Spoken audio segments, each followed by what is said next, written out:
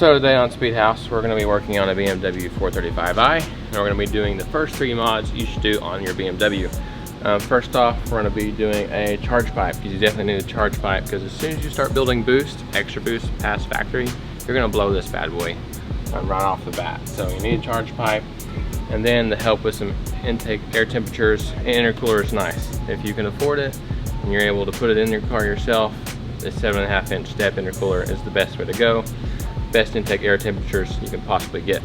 The third thing is going to be a high flow cat. This will help with flow coming out of the turbo, help you increase horsepower. Only other thing I would do would maybe be an inlet for this turbo, but these would be the first 3 things I would do at the very beginning. All VRSF stuff, we use a lot of their stuff. It's high quality, it always fits, so when you're buying parts, it's usually the brand I would buy from. First things first, we're probably going to do the charge pipe since the motor's a little warm still, so we're going to go ahead and do that since it's all on top, and then from there we'll probably do the intercooler.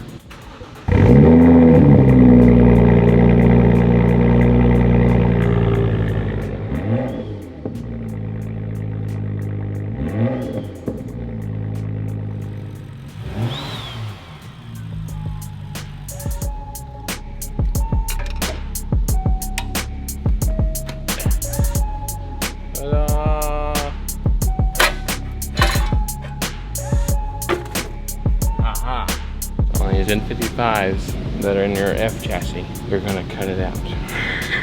You don't need it anyways, just cut it out. It's okay, it doesn't hurt anything. Just don't cut anything that's important. This is the other half that I've cut. You don't got enough room to pull this thing out. So you cut it in half, take it out in 2 pieces.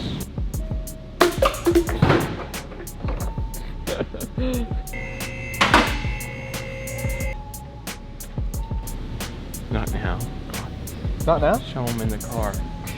Okay, so the car's in the air. Car's in there, and I kind of did it in reverse order due to the fact that this charge pipe was already blown off the intercooler, so we just went ahead and removed it out from the top. But normally, if you're going to do the intercooler with this job, do the intercooler first. So you're going to pull the clip here. There's one up here, charge pipe to intake manifold. Then on this side, from turbo to intercooler, we're going to pull this clip. I'm going to kind of show you how this clip works, because you're going to find it if you've never done it on these F chassis.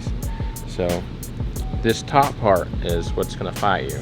So here's your clip that pretty much holds the charge pipe on. So how this works, you're going to pull it kind of over to one side and then push. And that'll release it. Go to the other side, kind of the same thing, push it over to one side. And it should release just like that. That'll allow you to come off these. Then you're able to pull these off. So you kind of push over to one side and then go that way and away from the charge pipe, and it should unclip. That holds this little booger on there. You'll fight this all day long if you don't do that. That's on both sides. So I've removed this one already. And so now all you have to do is remove both these T25s, one on each side, and the intercooler should fall off. Obviously you'll have to remove this under shield, it's kind of self-explanatory, and then just 2 screws that hold the intercooler in. And we pulled the screws. Let's see if I was right. Let's pop out of here. And just like that. So this is you versus the guy she tells you not to worry about. There's an issue there. That helps tremendous with intake air temperature.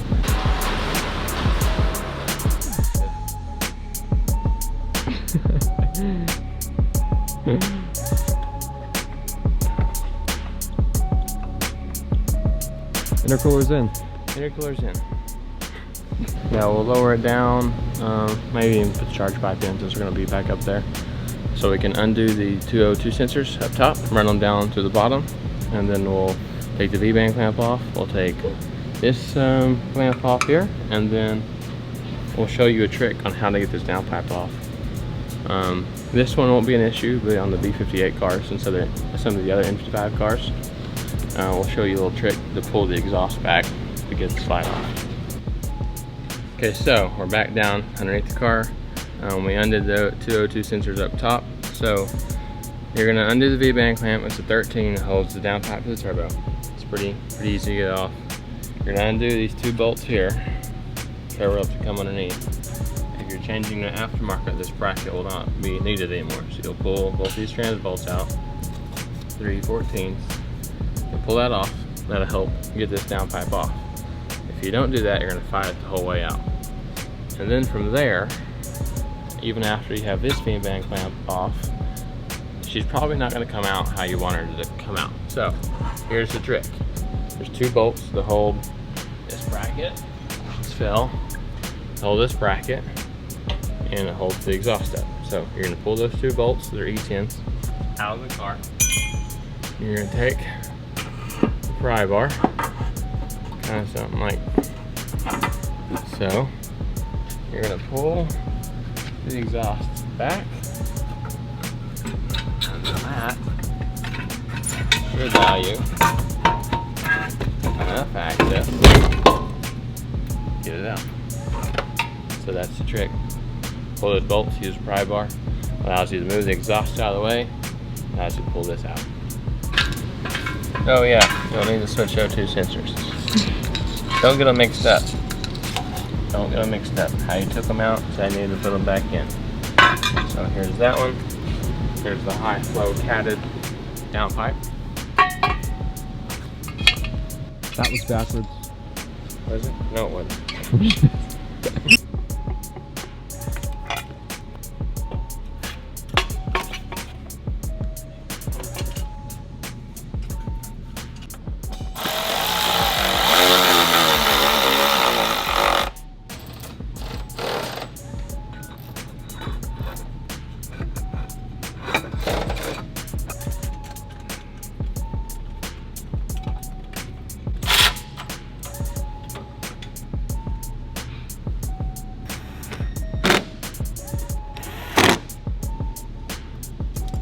The lube never hurt anybody.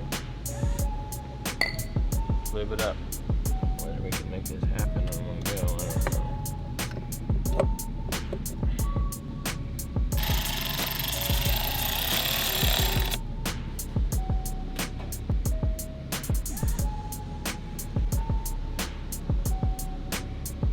know. Okay, and we have now finished up the install and everything. There's a few things I want to mention before y'all get too far ahead of yourselves. If you've already finished and now you wish you've done this. Make sure you transfer the O-rings. There's going to be an O-ring in here that goes from here to the intake manifold on the throttle body. And there will be another one on the end that goes on the intercooler. Make sure you transfer the O-rings or you'll have massive boost leaks. Also, on the charge pipe themselves, they have the 2 little, you can't see them, but there'll be 2 little Allen bolts that go into it. Make sure you pull those out, put Teflon tape on them, and tighten them back in, because a lot of people forget to tighten them, forget to put Teflon tape on them, then they have a very, very small boost leak coming from those. Don't forget about that. I forgot to mention that earlier in the video, but other than that, we're gonna keep the car on, turn it on, get y'all a little bit of some revs, and so you can kind of see what it sounds like with the high flow catted downpipe.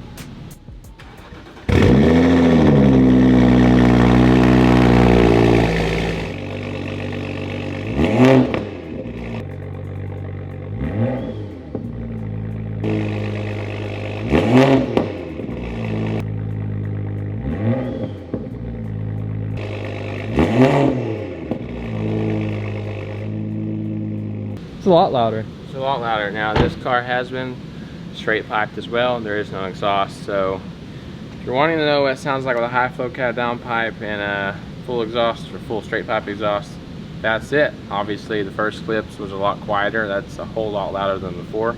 So if you're looking for some noise, that's definitely gonna help. That's it. Like, comment, subscribe. Peace.